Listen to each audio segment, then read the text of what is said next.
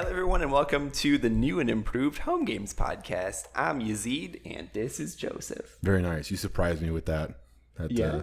That little new and improved. I like it. Thank you. I was working on it. I don't know if we can continuously say new and improved.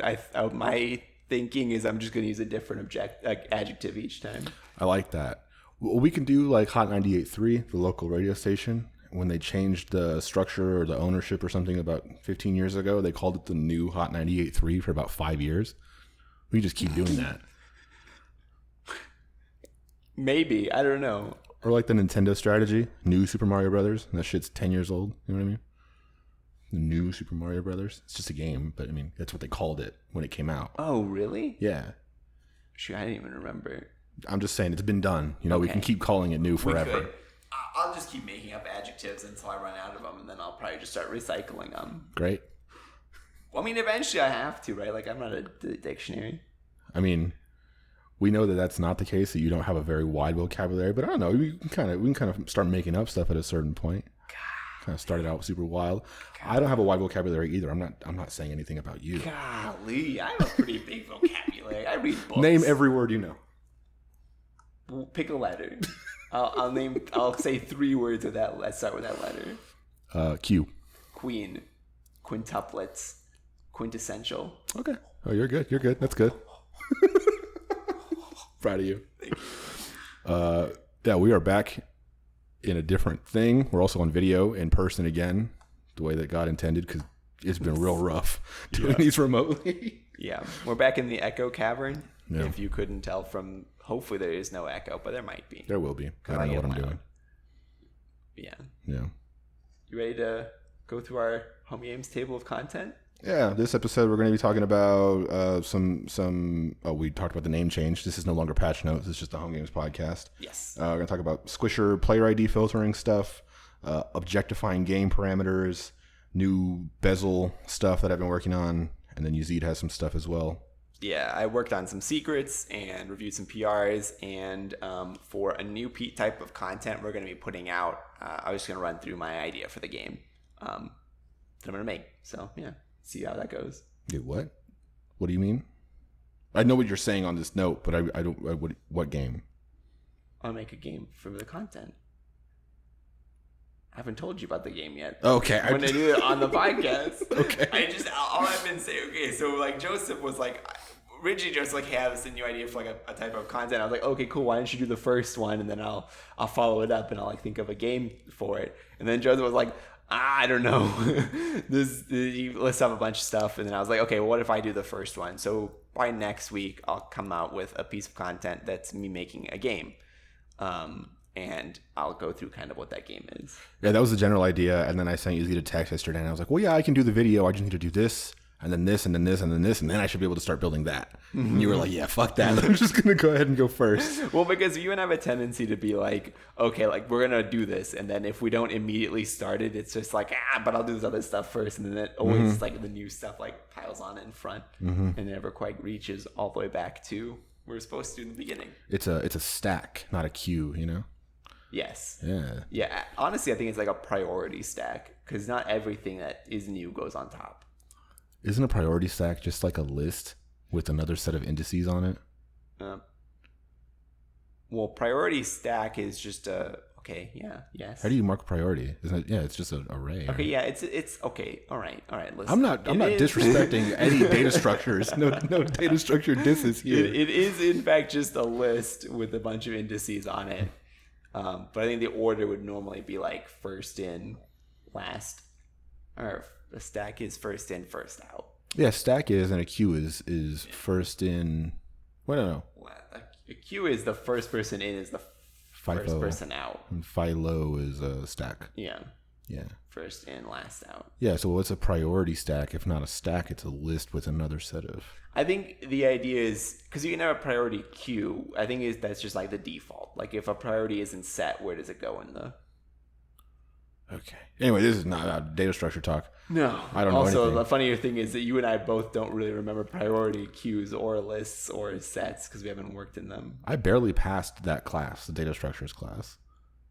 I was on my iPad the entire semester, so that maybe contributed. But yeah, I don't know. Did you want to get going on what you've been doing this past week? What's up with you? Yeah, so I have a story to tell. Sure.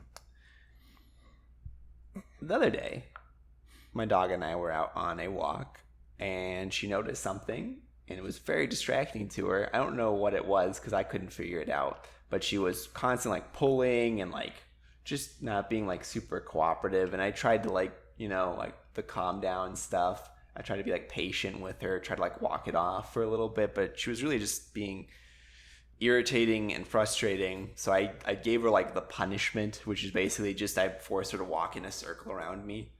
It's like supposed to like help them like refocus because it takes their mind off it. Because you keep like basically put your knee against their leash and you push the leash down and away from you. Mm-hmm. So they have to like turn to keep, like it is a punishment in a way, but it's not like really aggressive.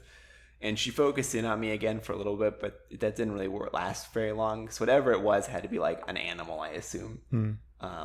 And so I was like, okay, fine. Like we'll run because, I'm like, we can get further away from it faster if we run. So we'll run. And she bolted off and I was running also. And I set the leash. And while we were running, she decided that on the far side of the tree from me was a really interesting smell. And so she darted to the other side of the tree and stopped. But I was in a full sprint and I couldn't stop. I hit that tree with the leash about full sprint and I fell over pretty hard.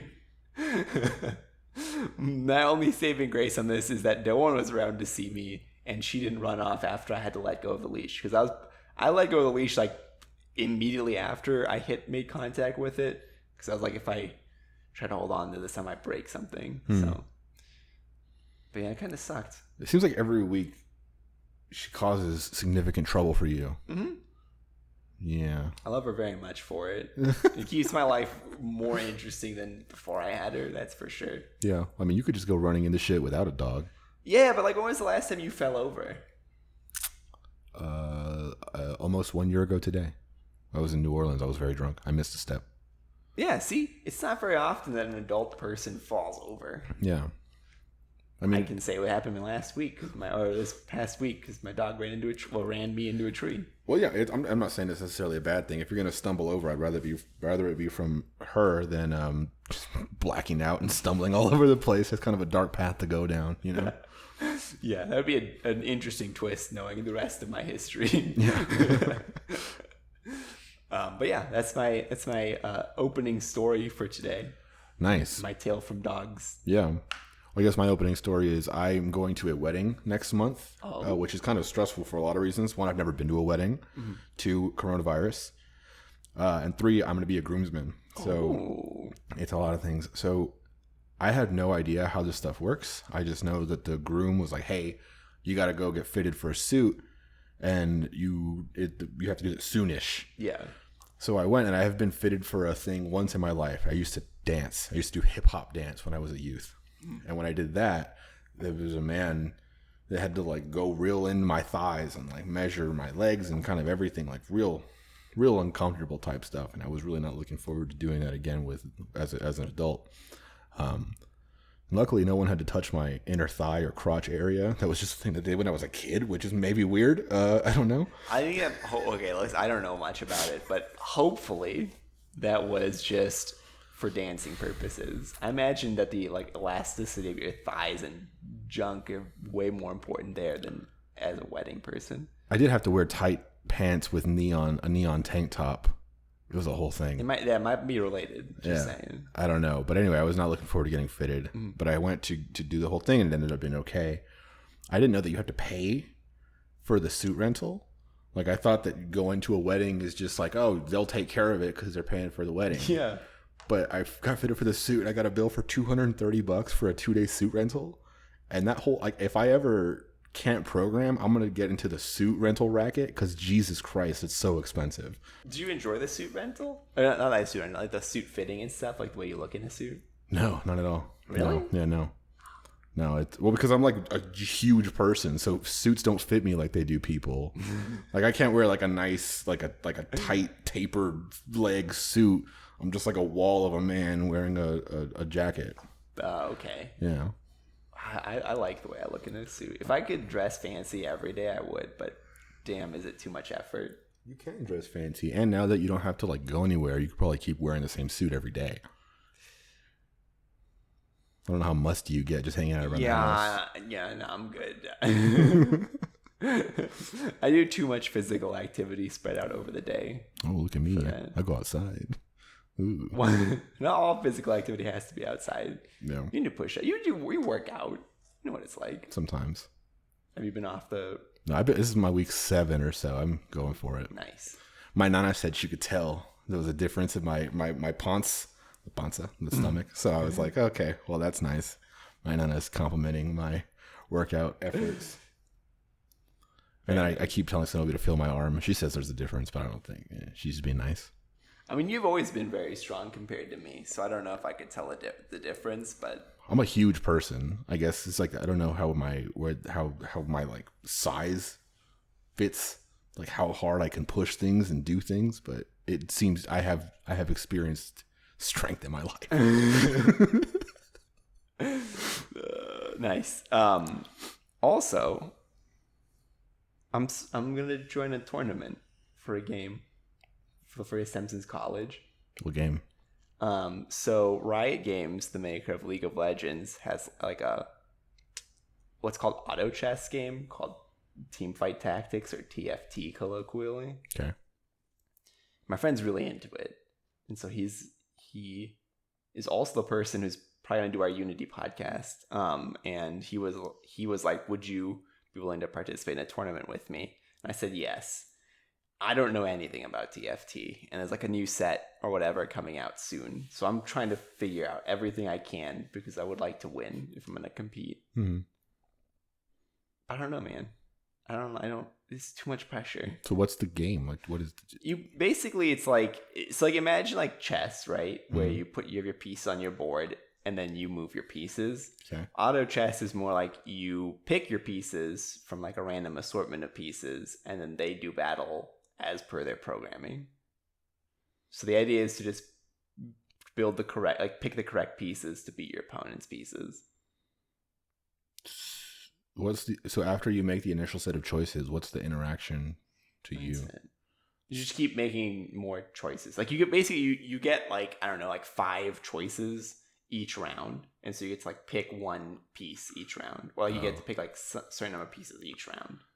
Okay, there's rounds. I thought you were saying it's like you at the start of the game. Well, you pick like 50 pieces and you go for it. Yeah, you pick something and then they pick something and then you watch the choices play out. But at that point, it's determined who's going to win. So yeah, no, basically like so the way Teamfight Tactics works is you get like a certain amount of like money to spend, and then the units or pieces cost money, and it's like your idea is to like build the best board possible given how much money you make, and then after each round you get more money, but also like you can get offered more expensive pieces, and it is just like build the best board possible. Okay, it's more like a puzzle game, but it's stressful for me because I don't know anything about this game. So what made you join a tournament then? He asked me to. Okay. And I have a hard time saying no to things, but also I'm kind of excited to do it. I like being competitive in games sometimes, so I feel like I'm kind of ready. Nice. Yeah. Keep us updated. I don't think you're gonna do well if you've never played a game and you're joining a tournament. Well, so I have 10 days. So I think the new set drops on the 16th, I think the new set drops on the 16th, and then we have 10 days from then to the 26th to learn how to play. Okay. So yeah, I'm watching streamers and stuff. Yeah, the JC strategy. The JC's. I'm actually just hard copying JC. Yeah. Yeah. Reading up on the set and stuff like that. Yeah. Yeah. Speaking of competitive play, I finally got that outfit in Gears of War. I was gonna ask about that. I paid no money for it, by the way. Nice. So I actually finished the progression system for this season before the season started. So it's like the preseason or whatever, and then now the ranked season is fully going or whatever. But I already hit it's called the legend tier when you've gotten 350 or 400 stars, whatever it is. So yeah, I went very hard on Gears, got that outfit and said cool, and I have not played Gears really since. So my new thing is Geometry Wars. Alex sent me a text saying that he beat one of my scores in Geometry Wars 3. And there's there's like a sequence of levels in that game. There's 50 levels in one mode, and I think there's 30 in another. And then there's the classic modes, and then there's like these challenge things. So you can get high scores in a lot of different things. And he said he beat me in one particular thing. And the thing in my head is the second someone competes with me in a game that I know I'm good at, I like drop everything, and that is my whole focus. So he told me he beat my score, and then 15 minutes later I sent him back a thing saying I beat his score. And then he said he would keep trying to beat more of mine, and I haven't seen him since. So I think I kind of ended it before it started. So competition, you know, I know what I'm good at, and it's 2 games. I don't try to venture out into other stuff. Would you ever play in like a Geometry Wars tournament? Yeah. Really? What game mode I know Geometry Wars is like a bunch of different game types. Like, what's your best game mode, would you say? Pacifism. Pacifism is the one where you can't shoot. You have to go through the gates. Oh, yeah, the gates like explode and kill the things. Yeah. And the enemies, like, they spawn, at a certain point, they spawn by the hundreds. So you have to be really quick about taking out groups, or else they'll quickly overwhelm you. And it's, you know, there's skill and whatever, that kind of stuff. That's the one I was ranked in the top 50 or whatever in the world for a certain time. Yeah. And then people got better than me, and I stopped. So that's kind of crazy. What's funny is, so you were ranked really highly in Geometry Wars. I still am, relatively speaking. Yeah. Yeah, and then my friend who's I still am relatively. What are you relatively to? Most people, but like I'm in the top 100 of pacifism still. I'm in the top 100 of a lot of. Okay. Dang. Okay. Nice. And then my other friend was at the time one of the best ranked players of his class in World of Warcraft in the U.S. when he was playing that. How, besides like, so okay, my knowledge of World of Warcraft is you get good gear and you right click guys. How are you good at that? So at like the really high end levels, like the max level, you do things called raids, which are basically just like you and somewhere between 10 and 40 other people will try to kill everything in the raid.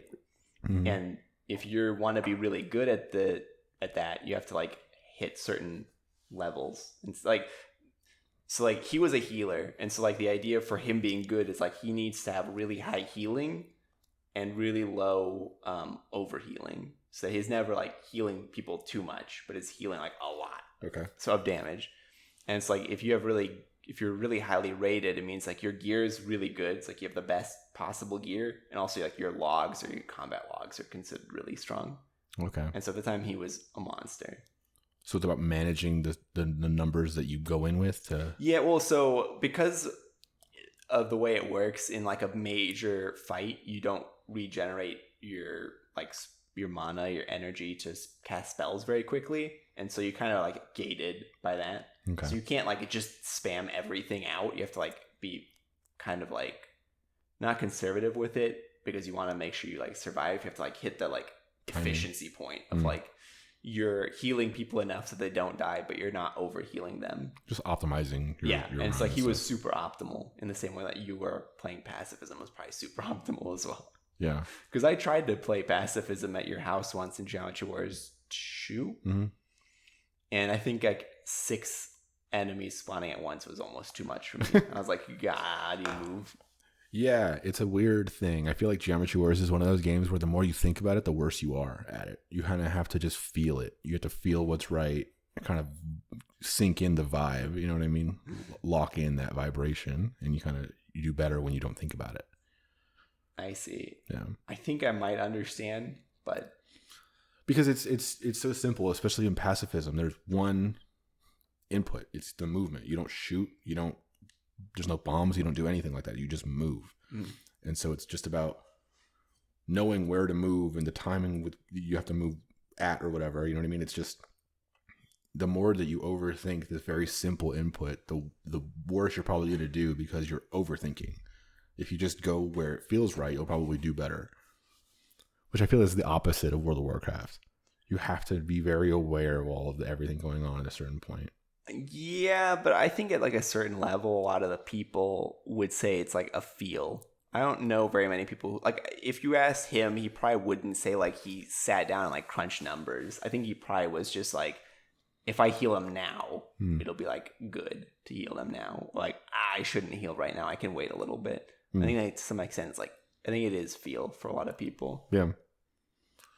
I don't know. I still don't really want to play World of Warcraft, but I continue to be aware of it and kind of interested, but not. Dude, I'm that way with EVE Online. Mm-hmm. Like, I hear stories about like, oh, and then we like infiltrated this corporation and we brought it down from the inside, and it's like, wow, that's so cool. And then whenever I've looked into like how to play this game, I'm never like, wow, this looks fun. I'm always like, huh? Yeah. I've known one person in my life who was really into EVE Online, and he was maybe one of the scariest people I've ever met in my life. One of those people who's like just very intense. Yeah. And you say something that is like not true, but it's a joke, and he's just like, that doesn't make sense. Like that kind of a guy, you know what I mean? So yeah, I don't really think I kind of in the same way as you. Like I'm aware of it, and you see all these crazy things of like the whole economy of it and how people change things and like covert spy type stuff. Yeah. I don't want to play that. To some extent, I think like some of those stories have to be made up. I'm sure a lot of them aren't, but like some of them have to be.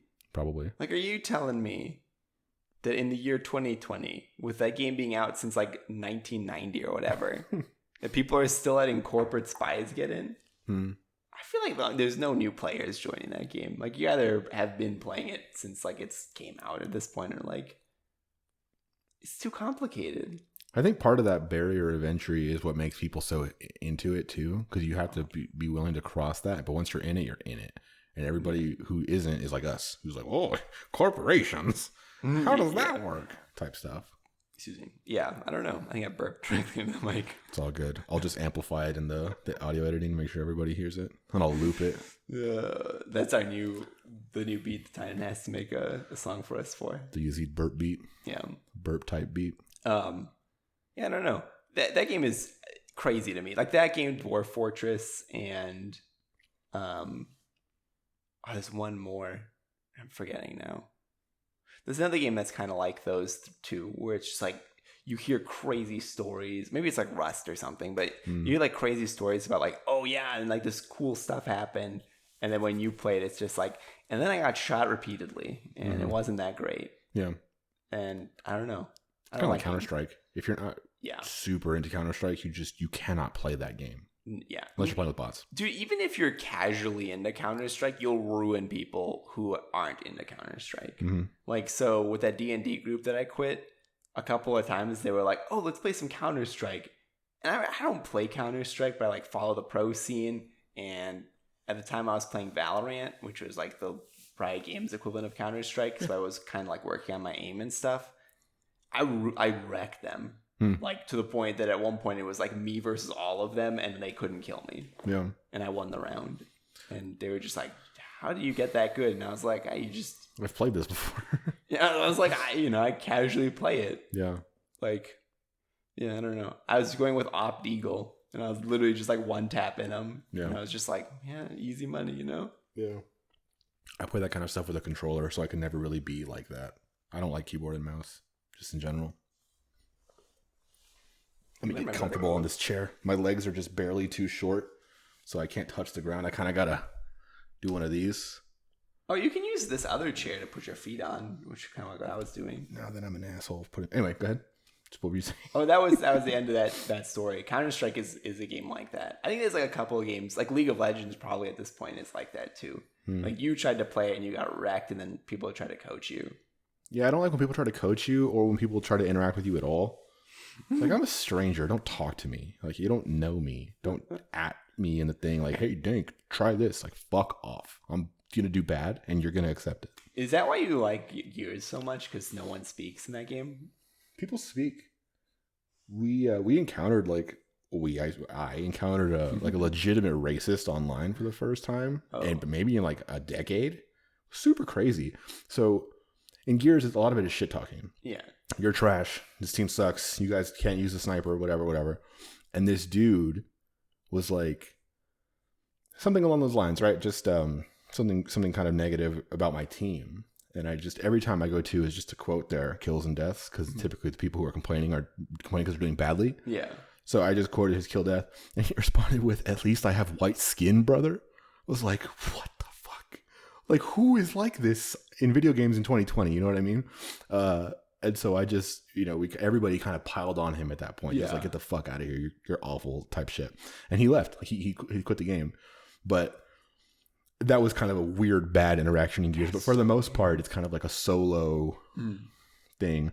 One time I ran into this group of dudes who at the end of every match, they would just spam USA in the chat. I remember these guys. They were my friends. I joined them. We just had a whole night of us spamming USA after we won or lost or whatever. And that was kind of fun. But yeah, in general, the interaction stuff, you don't need to be a part of a team. There's no like team there. I don't need to know anybody or care about It's just anybody. trash talk. Yeah. The way it should be. Yeah, I feel like you'd get into Rocket League then, because all you can do is spam the rebuild lines. What a save! What a save! Okay. Yeah. You have to wait 5 seconds. Oh god. I like Rocket League, but I feel like it's one of those games where the upper limit of the skill stuff is way higher than I'll ever be. Kind of like Gears. People at the high end of Gears intimidate people who are trying to get into Gears or Counter-Strike or any of these kind of games. Aren't you in the higher end? Yes, that's what I'm saying. I acknowledge that okay. people, like I've been playing Gears since 2006. So you can't just join and understand why the shotgun works the way it does. Yeah. The timing and the range and the movement, like all this stuff is very specific and you have to be very good at it to even attempt to play with people who are good at it. Otherwise, there's no chance. Like you can go 0-15 or whatever in the game. So I don't know. It's just one of those things. Like I luckily am already into Gears at that level. So I'm also not very good at Gears, like compared to people who are very good at Gears. You know what I mean? Aren't you like rated super high though? Like in the ranking system, I got 1 down from Diamond or whatever last season. So like compared to most people, I'm good. Compared to the good people, I'm trash. I'm in that weird, awkward thing. Kind of like how Tynan talks about Counter-Strike. Yeah. He'll destroy anybody who's playing with. That's normal. But anybody good, he just can't compete at all. Yeah. I think Tiny was global elite at one point. For people who don't know, that's like, as a casual, that's being like really good. But against like a professional level player, you're basically like me playing Counter-Strike, which is like bronze level or worse. Yeah. Speaking of games that are not competitive and not multiplayer at all, I've been way into Scarface this week. Okay, have you not beaten that game yet? No, I told you I played it originally on the PlayStation and didn't beat it. I got to Scarfac. Yeah. So I'm at Scarfa right now. Okay. A little bit away from Scarfac again. It's a long game. Oh, okay. I wasn't sure how long this game was. So I'm starting to realize why I never beat it, or remember why I never beat it. So the whole game is you have to make money to buy things that increase your reputation. Things like the bong that I talked about last week. 20 bongs. Yeah, 20 bongs. Or like a real Genghis Khan replica statue thing, whatever. Oh, okay. I thought you were going to just say a real... Yeah, just buy his corpse. It's like $1.2 million. Or you can buy Neil Armstrong's astronaut suit. $1 million. Oh, okay. Type stuff. And it's all things that build your reputation, which is what fills the bar to get to Scarface, right? To fill up all the letters. So it's really just about getting money. Money converts to, it's the money, power, respect thing from Scarface, right? Yeah. It's the whole kind of system of the game. And you get money by selling drugs. You get drugs by doing missions. And the missions are, go here, kill this guy. Drive here, chase this person, kill this person, do this thing, whatever. And it gets a little repetitive. But it's fun. Like, it's fun is the thing. So I'm okay with it. But it comes down to, a lot of it comes down to this mini game that happens every single time you're interacting with somebody to make a deal of any kind. When you're buying cocaine, when you're selling cocaine, when you're laundering your dirty money at the bank, when you're talking to a cop. All these things is just a very simple timing mini game where you have to hold down the circle button and fill up this ring. Okay. If it goes over the little limit in the ring, you basically get the worst part of the worst kind of deal. Instead of smooth talking the cop, you get shot by the cop. Instead of getting a good deal on the cocaine thing, whatever, the drug dealer gets mad and shoots you. It's like literally the worst type because it's a circle. Oh yeah, right? So it's like, yeah, okay, all right. So it goes from like 100% good to 0% good if you overshoot it, and if you undershoot it, you get like a decent deal. And it's also based on heat. So there's like heat from cops and heat from gangs, and these things affect kind of like how difficult that mini game is. It kind of gives you more like leeway in the deal if you have less heat with them. And of course, you can just pay money to lower those numbers. And it's all about money.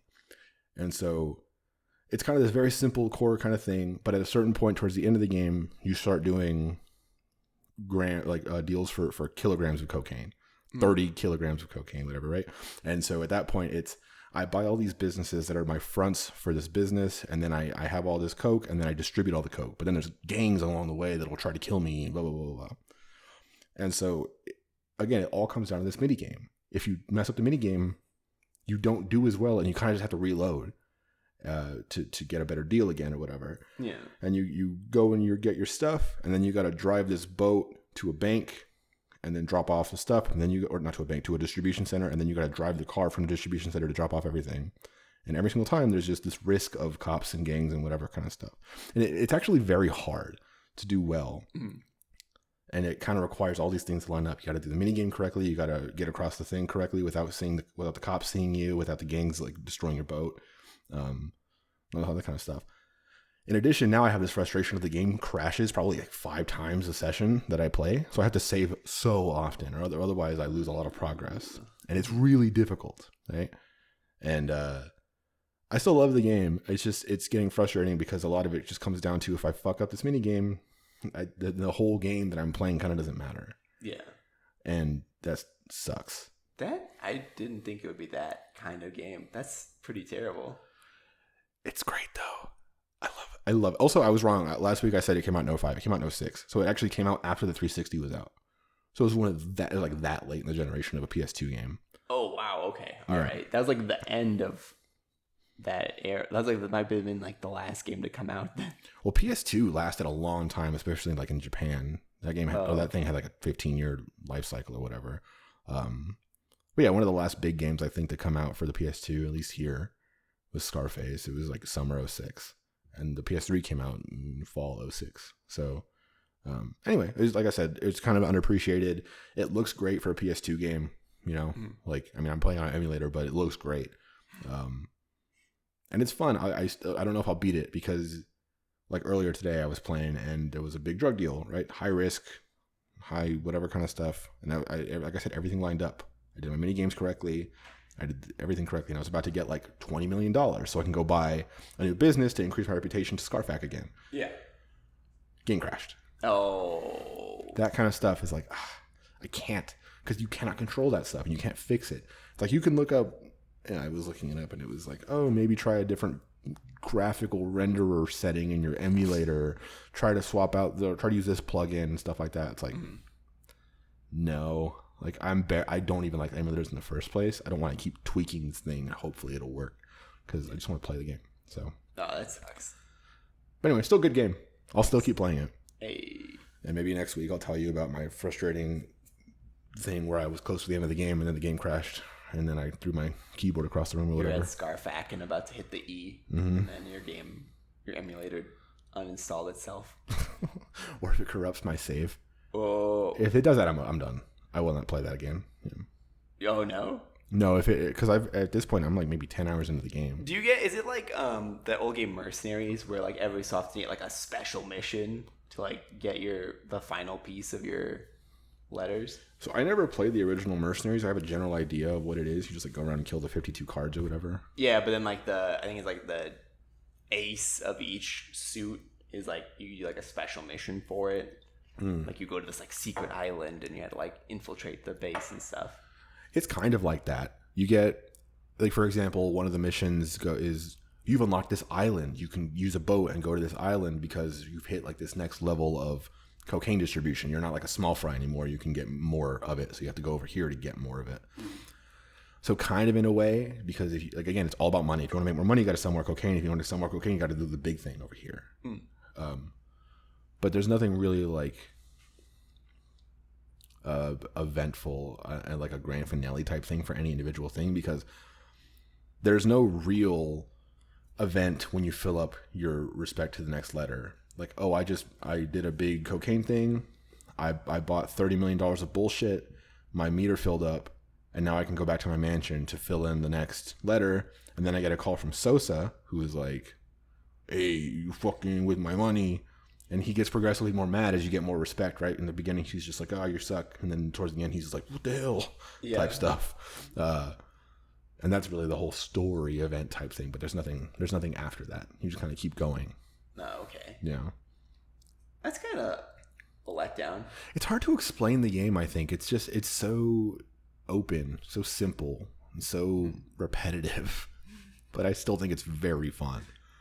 I guess that is really all that matters if you're enjoying it. Yeah, I played more Scarface than anything else. I played a little bit of Ghost of Tsushima. I complained about the performance and stuff. Did I talk about this last week? How I fixed it? I think you did by switching some render setting. I rebuilt my database. I had to rebuild the PlayStation database. What the heck? Which apparently, I don't know what the hell that means. All I know is that a console is not a PC, so I shouldn't have to do things like this. Yeah. But I did, and it maybe increased my performance by 10%. So I made sure that Ghost of Tsushima runs okay, and it kind of does. I would say it's now above the bar of acceptable. Before it was just below the bar of acceptable. Mm-hmm. So now I can play Ghost of Tsushima, but I played that for 5 minutes this week, and I played Scarface for 10 hours. So, yeah. So I see where your allegiances lie. Yeah, I don't know. It's just it's also a game that I know. And I know I want to beat it. I don't want to just start on yet another game. You know, I've started 10 games this year and I haven't finished any of them. Nice. Speaking of single player games that I've been playing, I also just continued playing Troy Total War. Really enjoying it. I ended up starting the campaign over again, just using my newfound knowledge. It's going a lot smoother. Nice. So I think I asked you that if you were to start fresh, would you do better because you know more, or is it because it's hard or whatever? Yeah, I'm doing better, partially because I know more, but also, like, it's still hard. Yeah. Like, I still almost lost. Yeah. Yesterday when I was playing, which felt really bad because I thought I was in a really strong position, and then I almost lost everything, and I clawed it all back. So nice. Back to where we were at the day before yesterday. Nice. Well, that's kind of the fun. Like, you don't want it to be easy. No, this is actually probably the hardest one because I'm like 60 turns in and I'm not basically done with the game. Because like I'm still like the AI around me, some of them are competitive to me still. Like I can't just like roll into their nation and conquer everything and then go on to the next one and just say it's okay. Right. Now it's like, I fought this battle and lost 5 guys. So it's like, shoot. Well, not 5 guys, like 5 like units. Mm-hmm. It's like 30 guys, whatever that is. They're like 700 guys or whatever. And I'm like, well, it's going to take me a bit to like recover that. So I have to like wait for the recovery time and then move on to the next battle and stuff like that. It's less meat grinder, more like sad grinder.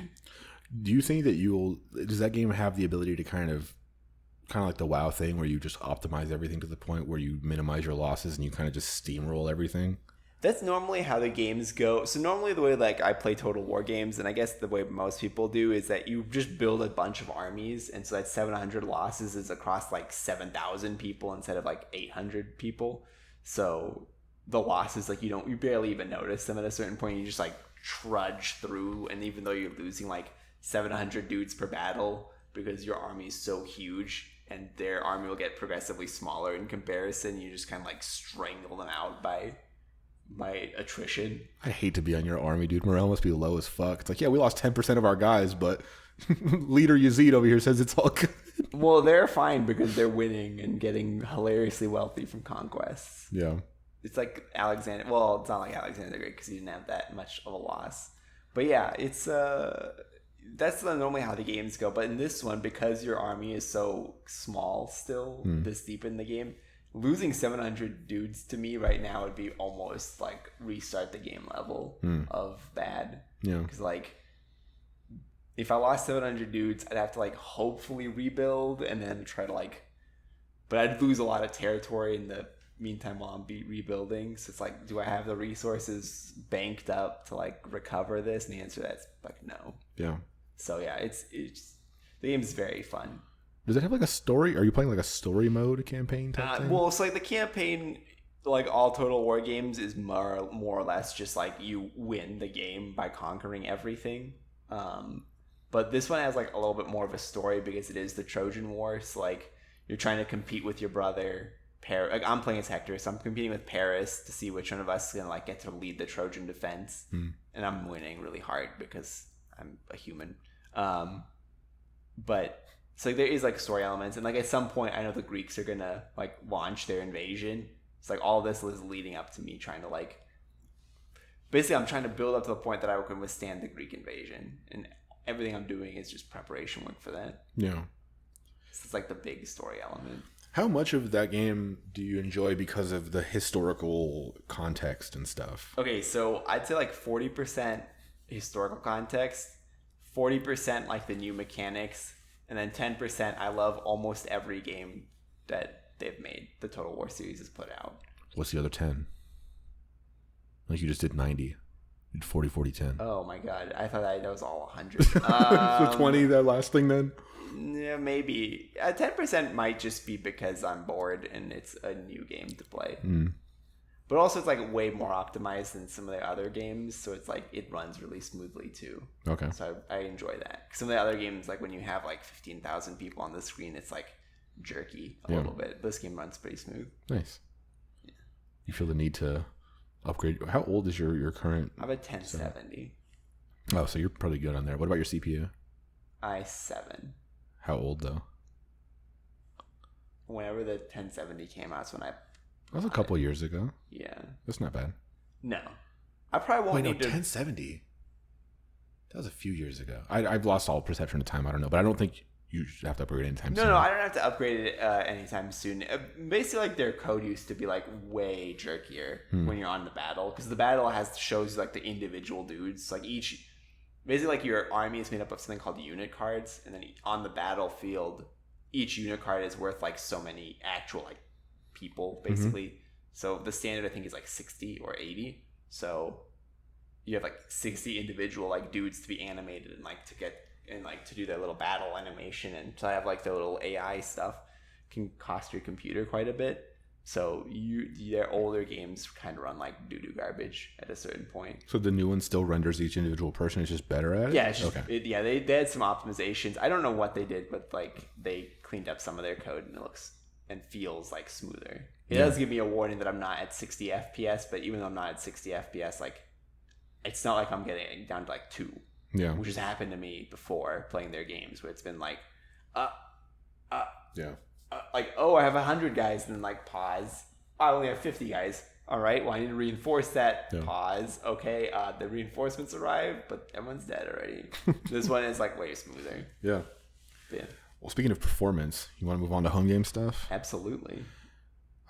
Our performance in home games stuff is terrible. like all these changes that I've made recently that I'm about to talk about have made everything run worse.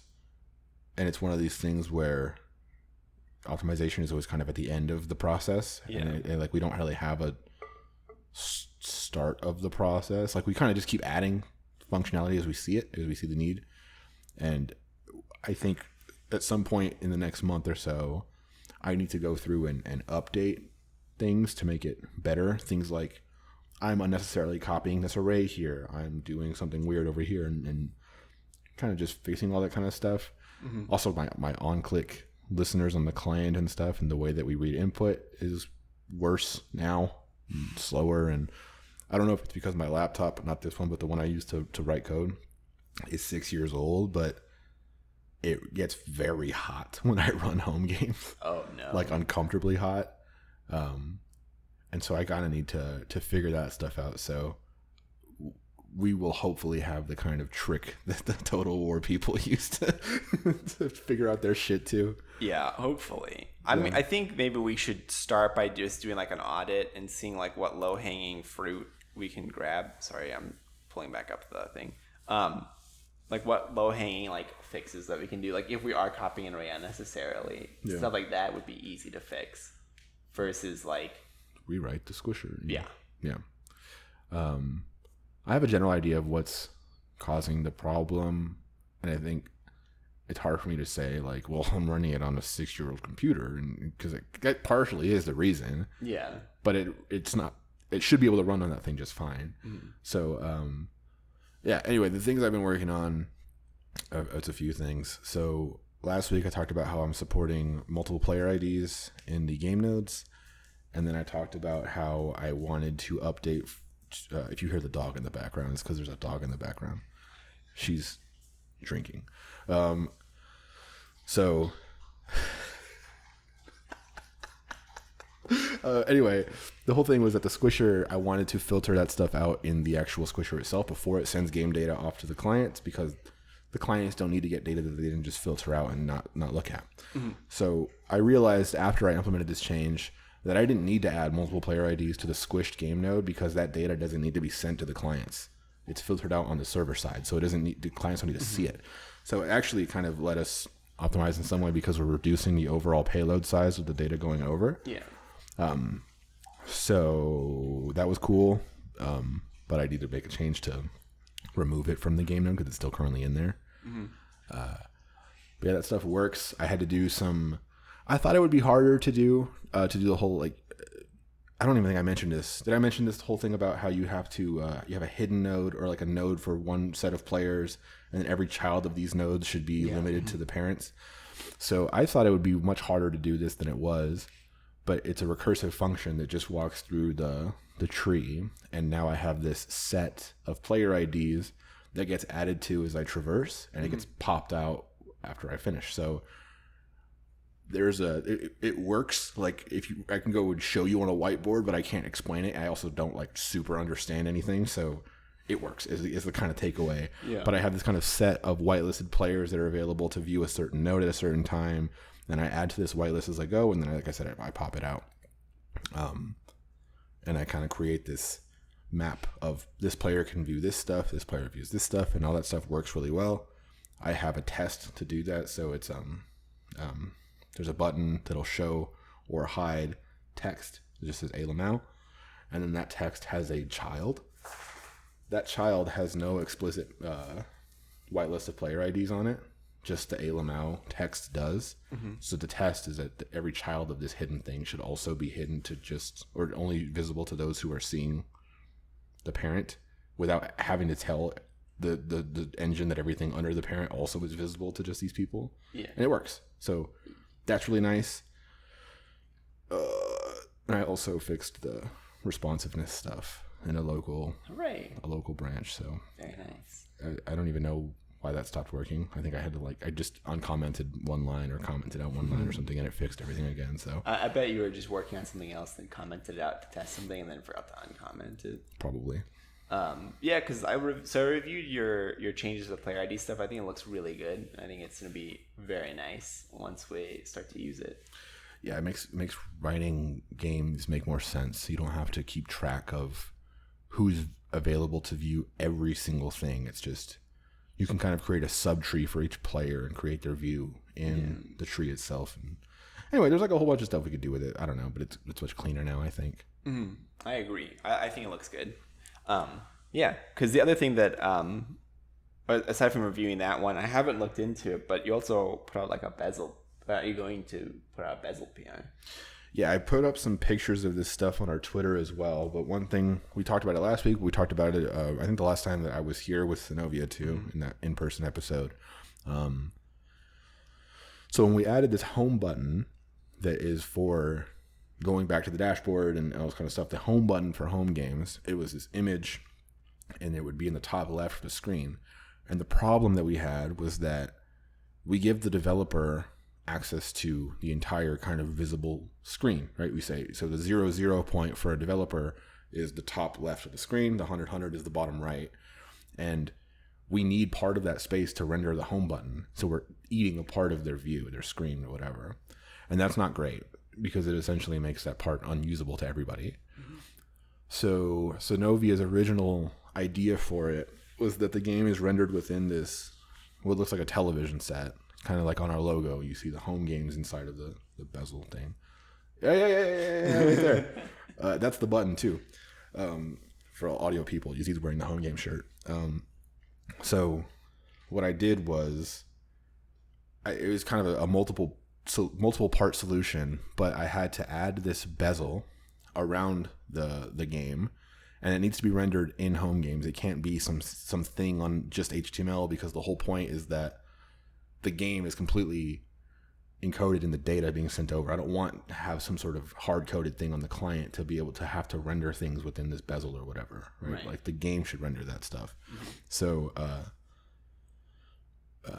what I did was I took the image that made this shirt and I cropped out everything that's not the TV, and I just got the TV and I zoomed in crazy on it, and I just took the bezel image and then I made that this base asset that is kind of on the Homegames route, so it's constantly there as a taking up the entire width and height of the game.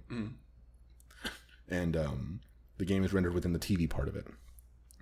So what that involved outside of just kind of setting up the asset is I need to scale everything that's not the Homegames route, which is the thing rendering this bezel, and scale everything else to fit the TV and convert someone's 0 point to kind of the 15 or whatever it would be after the bezel. So according to the game, it's still taking up 100% of its screen or whatever, but I kind of need to add this logic to create the idea of a screen outside of the entire rendered space, if that makes any sense. Yes. So along with that, I had to convert the coordinates that people pass. I have to convert the size and position of the images and assets and whatever stuff people pass. I had to update the click handler, because when someone clicks on a point on the screen, it just sends the point back to the server, and the server has to figure out what was at that point that they clicked, so it needs to convert that stuff too. There's a lot of changes, and the code became nasty because I'm just adding stuff. I'm just adding this stuff, and I know how much the scaler or the squisher is scaling, which is at the moment it's 15%. So you get 85% of the actual width and height of the screen, and the rest is the bezel. And it was kind of a pain, but I add all these things and it works for the most part. I still have some bugs, like in the drawing game. There's a bug where the click isn't being converted correctly, and I don't know how that's happening. But that was kind of the big thing of work, and it created a mess. So kind of like I was saying earlier, I need to go, and I've been taking inventory of all the hacks and doing to-dos where they make sense, and I want to make a GitHub issue for this, whatever, but basically remove all these to-dos except for one, which I can talk about, whatever, but it's kind of a fancy special one that will always be there. But yeah, just to clean everything up, make the code make more sense, which will kind of go along with this making performance better, because if everything is kind of more consolidated and simplified, it'll be easier to manage the performance of stuff,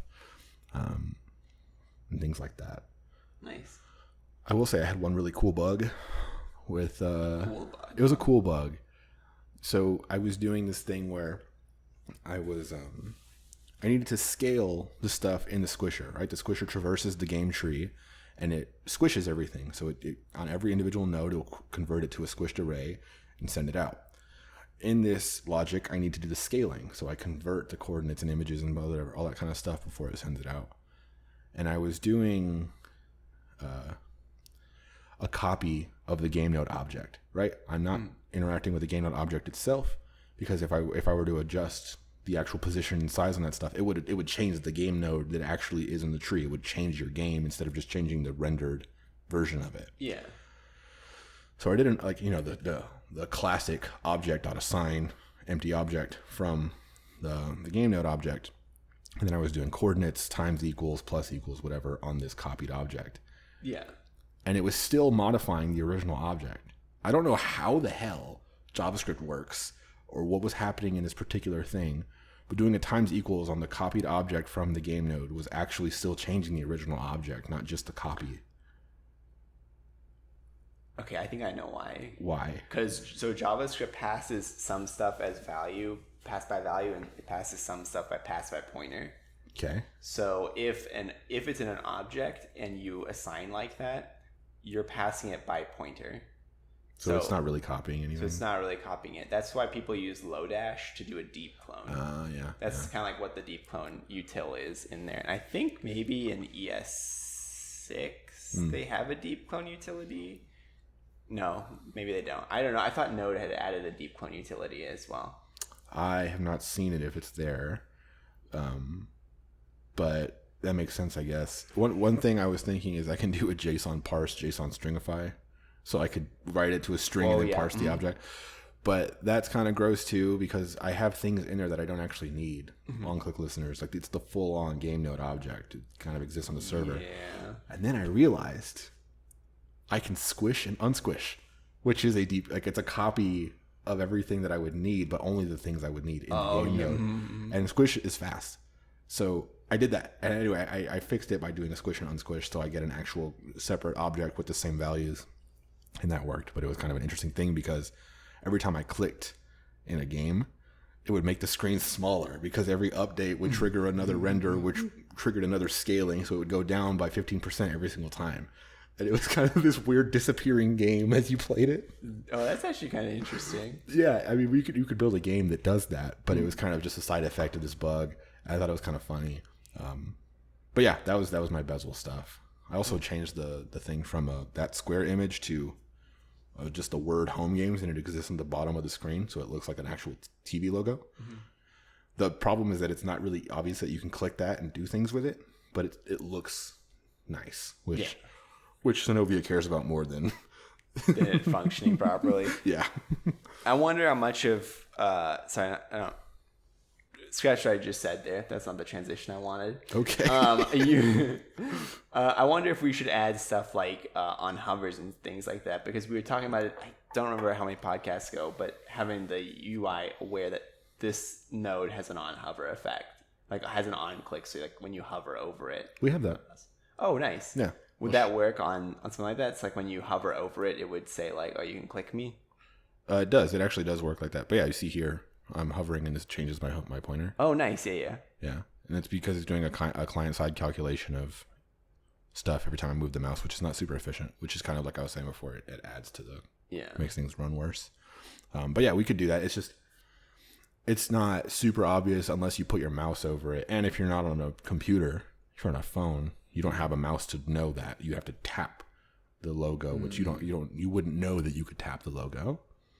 Yeah. So it's kind of a weird thing. We could make it we could make a home logo. This was kind of Synovia's idea, was to have a home button when you're in a game, and when you're not in a game, it just shows the text. So it kind of is more obvious that you can click it. Oh yeah, maybe. We'll figure it out. But the point is, we have the option to do these things. There's been a lot of kind of under the hood changes since the original version of this. But when I updated Pico de Gallo last week, and I looked at the kind of old yellow screen dashboard that I had built like a year ago or 10 months ago, it was gross. But we have so much more functionality now than we did back then. So it was really nice.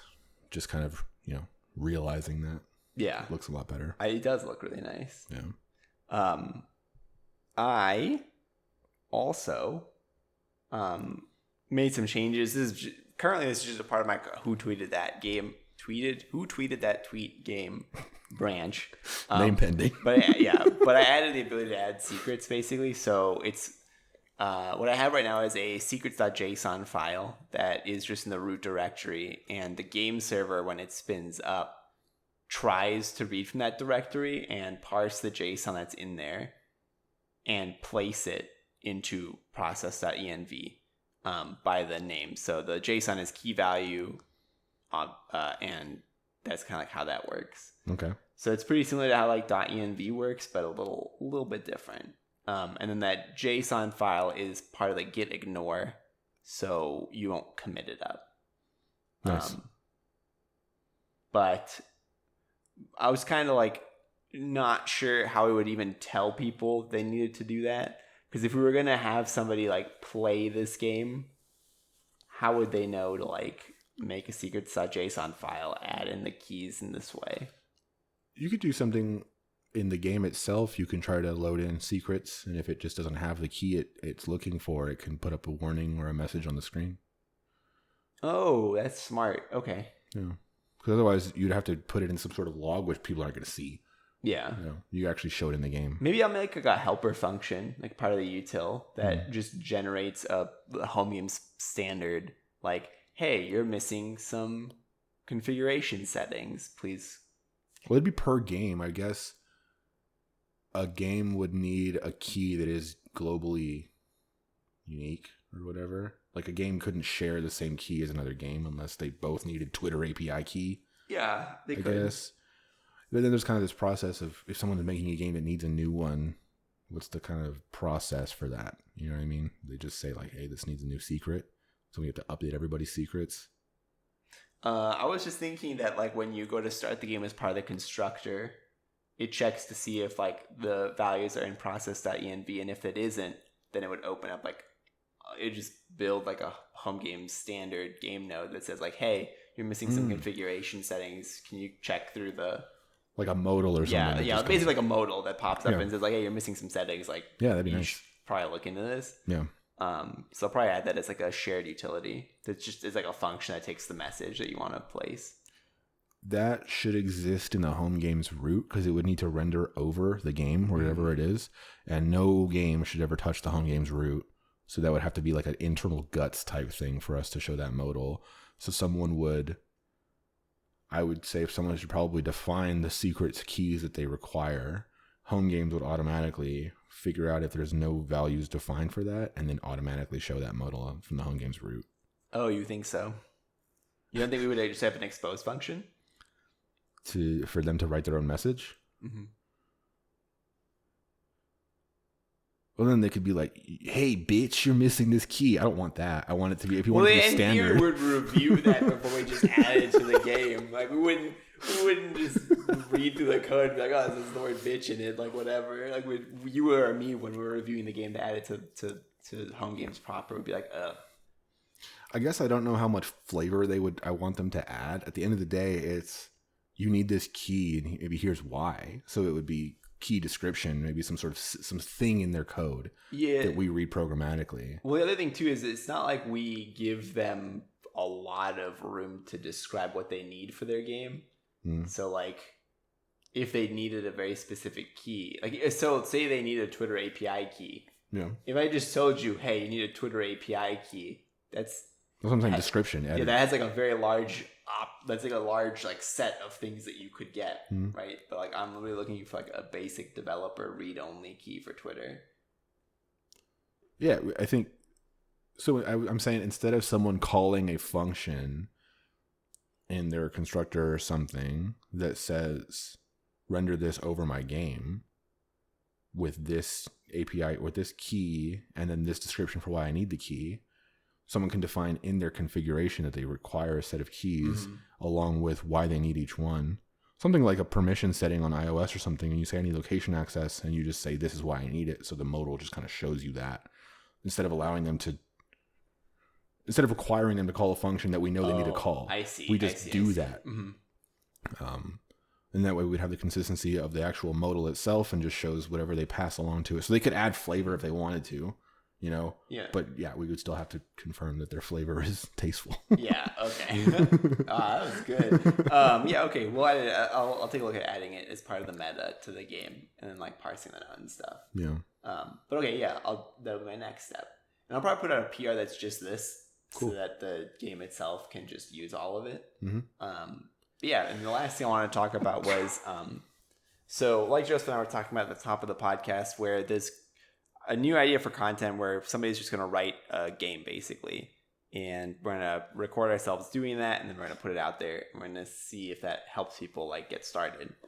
So the idea that I was working with was I don't want to call it infection because of our time and also it might be trademarked, but so I'm going to call it color tag, where it's using the squish base, not squish base, sorry, the square base for like moving squares and stuff, because it's going to be squares that are different colors, and each round one color is going to be like it, and if they touch another square of a different color, they become that color. And the idea is they're supposed to like tag everyone basically. Yeah.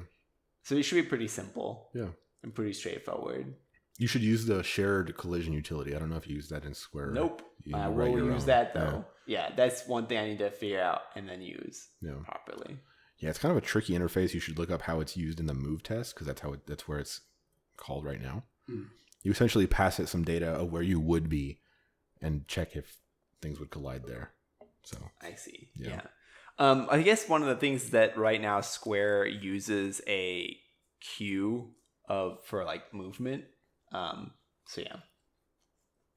And the thing too is like I can use kind of like part of how Square works currently because I can make like terrain, which basically like squares you can't get around. And I was actually interested in using. I started it off on. I'm going to start it off with your changes merged in because I don't think that they've actually been merged in yet.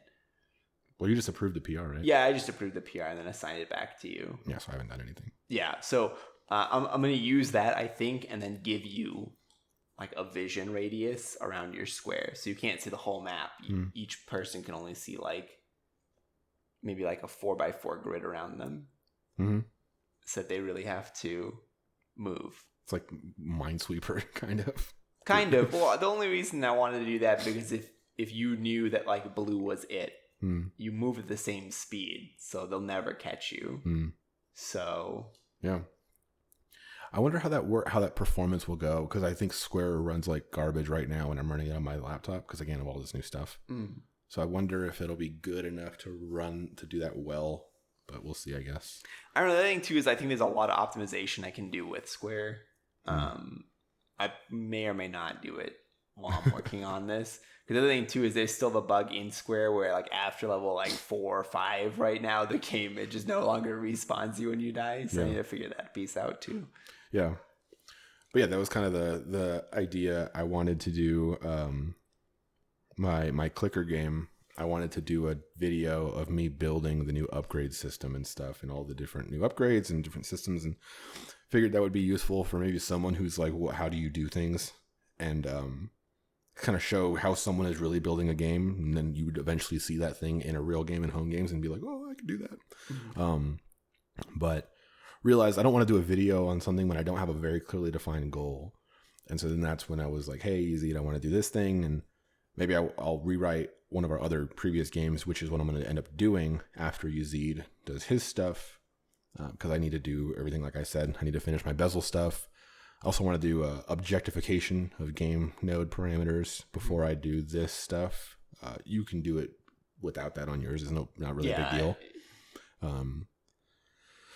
But yeah, so there's some things I want to do before I do my video to kind of have more of a final interface of what it really looks like, and kind of just building a game like Yazeed is doing, kind of just from scratch, and just showing, here's 90 minutes unedited. I think is a big thing I want to do, is just not editing things. So you can see, this took this person 90 minutes total. There's no cuts here. There's no whatever, like from start to finish, it took 1.5 hours or 2 hours or 5 hours or whatever it is. I don't want a 5-hour video. I mean, we do them in chunks, but that kind of a thing. So I think just kind of a raw, unfiltered thing. It also is a challenge for us because we need to talk through our thought process. Kind of the rubber ducky thing. I don't know if people are familiar, but the whole idea is essentially you have a rubber duck or some inanimate object that you talk to and explain to it the entire logical process of your code. It helps you debug stuff. So it's kind of just out loud talking, and helps us get better at what we're doing, and hopefully is helpful or anything to somebody. But if anybody has ideas or like thoughts of how we can do this kind of stuff or whatever, idea for a game. Well, you go build it yourself. If you have an idea for a game, I'm not gonna build someone else's idea. But yeah, whatever. People have ideas and stuff. We're always willing to hear that stuff. Very exciting. Very exciting. This is really going to put to test how long I can stay focused, and also how long I can talk just alone for. Yeah, it's tough. It's like streaming, but without a real audience, because you're kind of just there talking to no one. Yeah. I'm talking to future viewers / myself. Yeah. And I imagine in the future, we both think in the future, if we get kind of a big enough audience, we can do these live streams. And we could probably still put them up as archived whatevers, but just here's Joseph drinking whiskey on a Friday night, knee deep in some code. Yeah. Boy, you already have a title for your stream set. Knee deep in some drunk on whiskey, knee deep in some code. So that's a wordy title. I was thinking it could be called Joe-gramming. Then I realized it's very limited to me. Yeah, that doesn't work for me so much. No. But it could be like Average Joe. We're all average Joes. You're Joe-gramming. Hey, I'm just a guy. Here's me writing code. Ew. I'm not saying it works. I'm just saying it's how it would work. That reminds me too much of like brogramming. I don't like it. Yeah. I don't know. I've never really encountered a real programmer in my life. It's only on that We show. went to Silicon school Valley. with some. Okay, one. I know one person you're talking about. Yeah. Yeah, that's one. If we're talking about the same person, he was super nice. Oh, and then maybe not. Oh well, then never mind then. Yeah, the only programmer I've ever met. We went to college together, and he was super chill, really nice guy. Yeah, this is not the person I'm talking about. Swole AF. Yeah, I don't know. He was like 2 sizes wider than I am. It was incredible. Nice. But that's all I had for home game stuff. Did you have anything else? Nah, it's the same, man. Ready to move on to song of the week? Song of the week.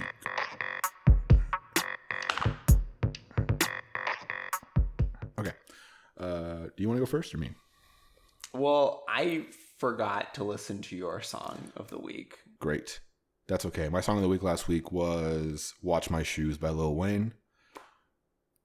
You really like that song, though. I love that song, yeah.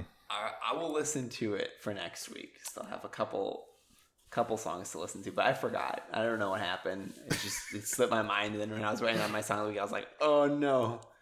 I only picked the song of the week. I didn't listen to his.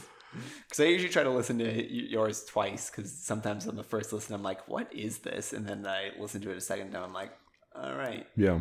But your song of the week this week, I see it on the doc. I've heard it multiple times already. Yeah. I can already talk about it. What's funny is I actually like this artist too. So my song of the week is Blinding Lights by The Weeknd. The Weeknd, for people who don't get that's a joke. I like his songs. Usually I like 90% of what he's talking about. And there's usually like 10% in each song. And I'm like, ugh. How like what era of The Weeknd are you talking about? Like his new stuff, like his 5 years ago stuff? I don't know much about The Weeknd. I found this song because my friend listens to, this sounds super weeaboo. He listens to either Japanese or Korean, I'm not really sure, covers of American songs. And so there was a lady doing a cover of Blinding Lights by The Weeknd. And I was like, this sounds really nice. And I listened to his version. And I was like, this sounds really nice. I really like this song. Yeah. But then while I was there, I was like, oh, wait, The Hills. I know this song. Yeah. And I listened to a couple of his other songs. And I was like, oh, okay, these are kind of nice. Yeah. What's the funnier part to me was I was like looking at this, like, you know, like his top songs, whatever, on Spotify. And I was just looking at it. I was like, I don't know. I would have think he has more streams than this. And then I started counting commas, and I was like, he has 10 times the average streamer than most of the artists I listen to. He's huge. Yeah. He's huge. It's incredible. Like, this song is all over the radio. Oh, is it? Yeah. It's like snap. The song on the radio. Oh. You know how they play 3 songs and they kill you with them? I feel super lame then. No. It makes you cooler because you don't know what's on the radio. No. You're so removed from the mainstream, you know? This also, I think, just was like, it was at the VMAs. There was a big thing about it. The Video Music Awards. I know you don't care about normies and their MTV bullshit. But yeah, no, I like that song a lot, though. It has a very specific, I don't know, I like it a lot. His music kind of has different eras. Like 5 years ago, like you said, The Hills. Kind of very different sound. It's like this kind of like, I don't know, it's just a different kind of a sound. It's very like loud, emotional music. Yeah. Whereas now it's like very much poppy. And he had a thing that came out like a year or two ago that was super, super dark and like sad and just singing and slow type stuff. And then his original music was like this trilogy of albums. It was I forget the names of them, but it was something Thursday and then Echoes of Silence. And it was 3 albums, and they all sounded like slow to the point, like the kind of music I hate. Like I hate singing. Like singing over slow things. I'm just like, oh my God, get on with it. But there's a couple songs in there that I really love. But yeah, no, I like The Weeknd too. Yeah. I like Blinding Lights in its entirety. The Hills, I was like, really, like, I only like the chorus of that song. And even then, I only like 50% of the chorus of that song. Yeah. Well, he has that song from the 50 Shades of Grey soundtrack too. That was on that same album. I don't know what's that song at all. Yeah, I mean, it's a great song. The Weeknd, to me, I treat exactly the same as most of the other artists, which means I listen to like a handful of their songs, I'm like, all right, on to the next one. Yeah. I almost never try to listen to like old discography on somebody. Yeah, his discography is pretty varied, so I think it might be fun to listen to. I mean, it's a challenge. There's multiple albums, so I have to like really listen to The Weeknd for like a day. yeah, it'll take up a whole weekend. Yeah, it's a lot of nice. It's the weekend. Nice. I don't know if I have that kind of devotion to any artist. Yeah. Well, so for my song of the week stuff, I listened to yours, unlike some people.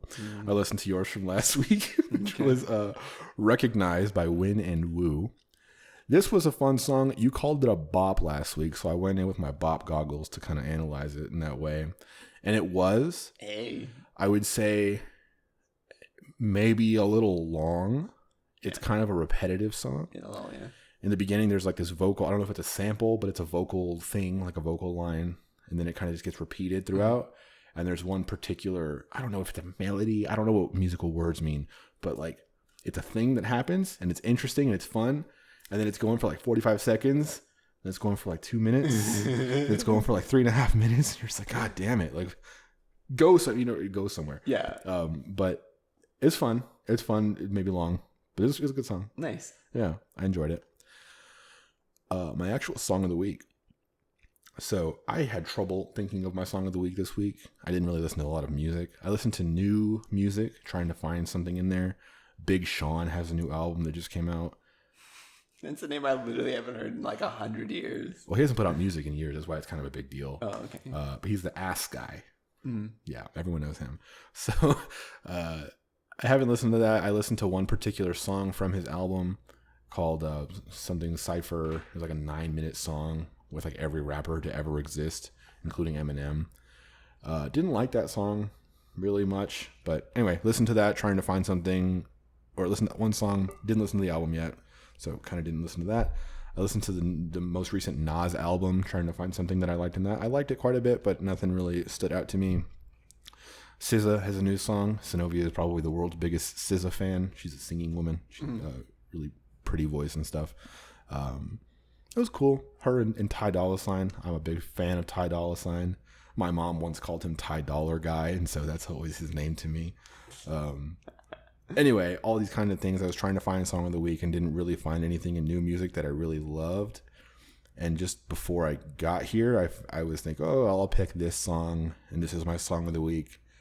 But I wasn't really feeling it like that. The song is called Make No Sense by Young Dolph featuring Key Glock. That was what was going to be my song of the week. That's what's on this document in front of me.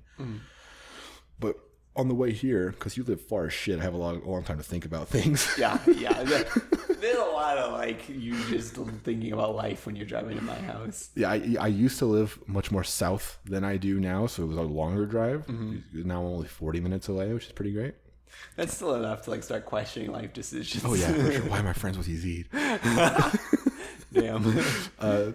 No, but the song. So today is the 2-year anniversary. Did we say the date? Today's September 7th, 2020. Happy Labor Day. Labor Day. It's Labor Day. So today is the 2-year anniversary of Mac Miller's death. Pretty sad. Oh really? Yeah. Dang. Yeah, I know. It's been 2 years already.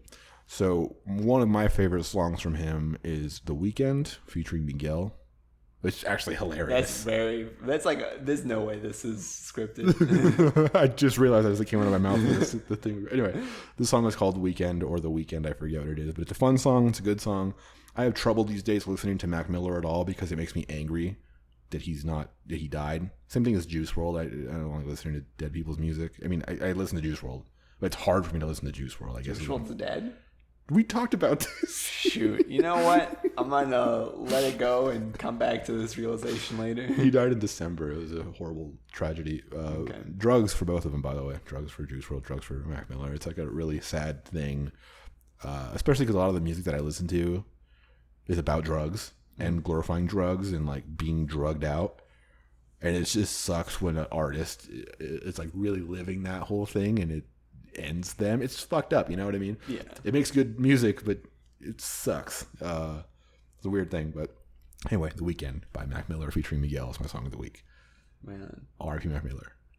I am excited. Is that on the list? Because if it's not, I'll 100% forget about it. And if it's not, there's a chance I'll just forget about it. I'll listen to both of those. The other song that we talked about last week that was not a song of the week, but you said you were going to listen to, that I'm going to bet money that you didn't, was "Safe" by Young Thug. I didn't even. If it wasn't on the list, I fully. You wrote it. You wrote it on the list. Oh, I will. This is your fault. I didn't listen. I didn't look back at the thing to listen to the songs of the week. I was a bad co-host. It's all good. But you have a laundry list of songs to listen to now. I have a lot of songs to listen to. An entire discography. Don't listen to the Weeknd's discography. It'll put you to sleep. You know what? The funnier part about it is I like slow songs. So there's a chance that I might really get into the Weeknd. It's like drugged out R&B. Oh. I don't like that. I like sparse songs. Yeah, sparse, like that. slow, melancholy music.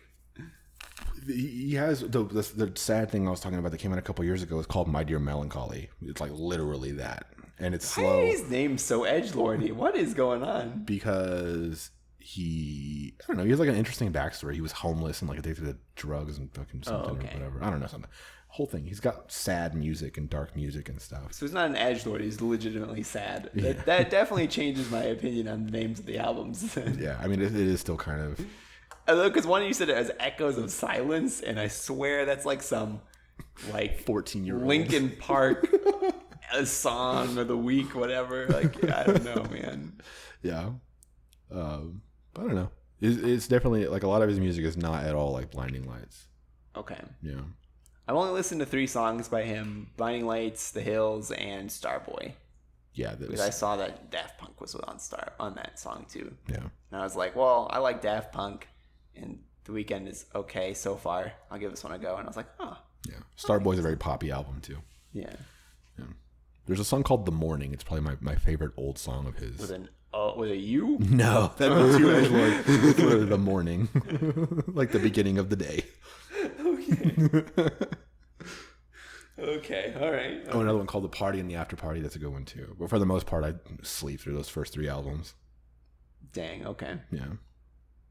I don't know if I'll ever listen to The Weeknd's new stuff again. I literally it was just like a random thing. My friend was like, "Oh, check this song out," and I was like, "Oh, this is pretty sick." And then I was like, "Oh, what's the original sound like?" Because I like to know what the original sounds like if I listen to like a cover or remix. And Yeah. I really liked that one. Well, just keep in mind you're going to be a mainstream normie now forever because you made a radio song your song of the week.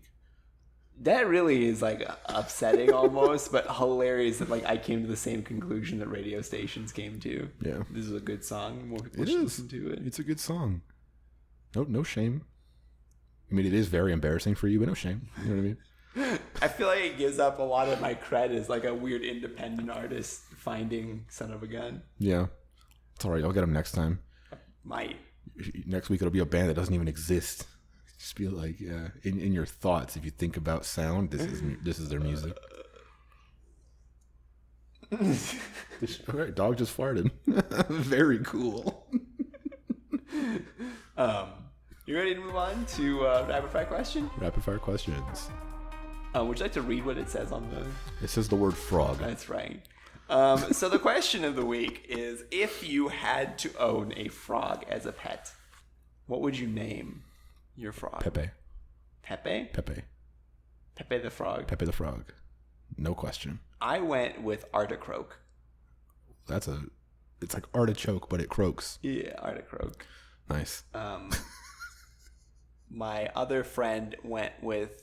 He said if he was going to get a frog, he's going to get 2 frogs instead, and they'd be named Ribbit Downey Jr. and Gwyneth Paltrow, which I think... So you want dumb frog pun names? Well, listen, if you're going to get a frog, I assume you're going to give me some dumb frog name. Well, it would just be Pepe the Frog, because Pepe the Frog. Yeah. The meme. I mean, that's fine. The classic. I didn't even think about that. Yeah. We saw a frog in the street, so you almost ran it over. And I thought, Pepe. I literally, every time I think I see a frog, I think that would be the name of a frog. So it's kind of hard for me to answer this question. To come up with a frog pun on the spot, I don't know if I could do that. Amphibian. Oh, that's a good one. Yeah. That one works because the follow-up question was, would you rather own a salamander or a frog? That's my sandal. I don't even know what a salamander looks like. Is it a lizard thing? It looks a little bit like a lizard, but it's an amphibian as well. So It's like a wet lizard. I don't want a wet lizard. We have enough dry lizards in our house that keep just coming into the door. There's like a crack under the door, and they just we've saved because they haven't killed any of them. Okay. Like 8 lizards in the past couple months. Just keep finding them in the house and having to take them outside. So I've had enough lizards for ever. I want a frog instead, I guess. I don't want either of them. Well, at least for that one, you had to have it. Yeah, if I have to have one, I'll get a frog. It's at least funny looking. Would you want to own a turtle? No. After your brief stint of owning a turtle? I used to own a turtle. He died. He was a water turtle. He had that salmonella. He died. Like, let's say a dry turtle. No, because it's like I want an animal that will give me something in return, like joy or friendship, whatever. Turtle will just mooch off of you and then outlive you. All right, fair enough. I've had hamsters. They suck. They don't do much. You try to pet them, they bite you. The ones I had.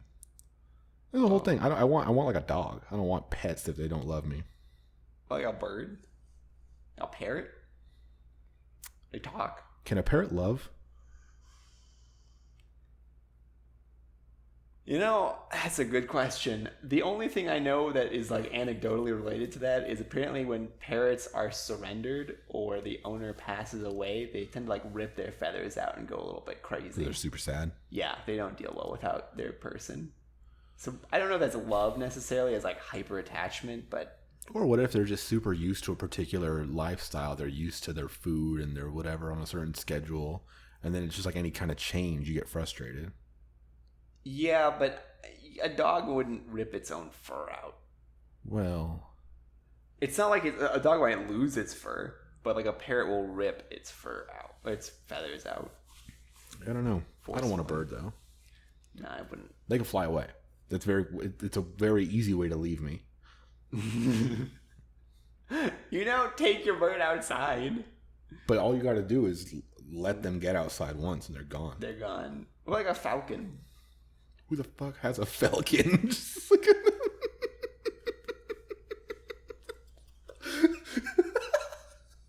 I don't even know what a falcon looks like. I imagine it's huge. It's a big bird. It's not that much bigger than an owl. It's like it's not a regular sized thing. You go outside or watch nature documentaries. It's like a medium-sized bird of prey is a falcon. No. People use it for falconry all the time. Use them for falconry all the time, like a peregrine falcon. I think I'm good. I don't want any birds. Small birds, big birds. You want to like hunt mice using your falcon? No, I think I'm good. That'd be good, like for the end times. Apparently, eating field mice is pretty nutritious. You get a lot of protein in them. Yeah, what people don't realize about, I didn't know this about rabbits either, but they have very low fat content, and you can actually get like a weird disease if you don't have enough fat intake in your diet. Mm-hmm. That's not to say that you should eat a lot of fat in your diet, because that'll also give you a different set of problems, like liver problems. No worries, boss. I'll eat tons of fat in my diet. Yeah, like don't go around eating butter straight up. That's bad for you. Well, don't tell me how to live my life. I'm just gonna eat fistfuls of butter. I have one other question. When was the last time you went on to shitty food porn, the subreddit? Not recently. Why? There was one that I saw recently, and it really troubled me. It was...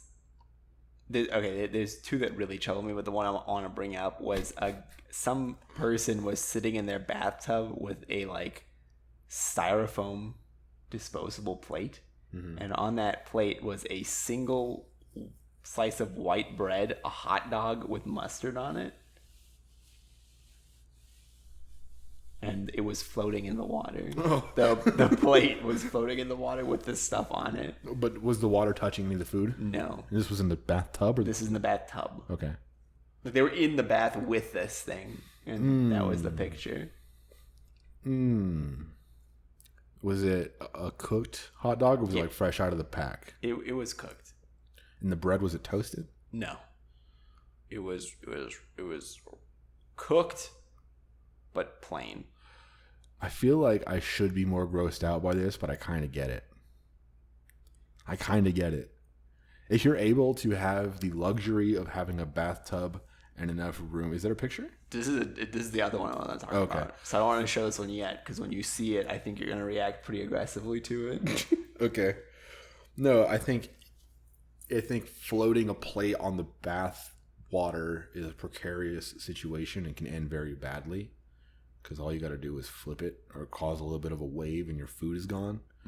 That's kind of why it makes sense to put a low risk meal like a piece of white bread and a cooked hot dog with mustard on it. I would eat that just by itself.